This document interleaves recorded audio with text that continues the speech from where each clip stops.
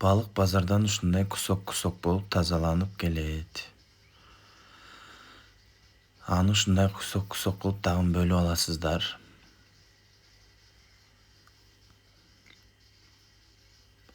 Майонез кошобуз. Татымына жараша туз,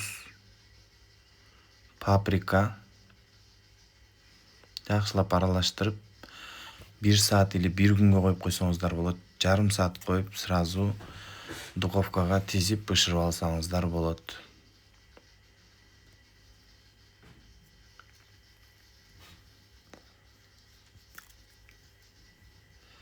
Духовкага 30 мүнөттө бышат балык. Бышкандан соң чыгарып аласыз. Күзгүгө жакшынакай кылып тизип алсаңыздар болот. Анан неме кылганда өзүңүздүн фантазияңызда кандай кылып коздойсуз. Обычно балык лимон менен желете. Лимон менен долька кылып кесип, үстүнө зелендерден коюп, ар кандай кылып коздоп аласыздар. Азыр коздолгонун көрсөтөмүн.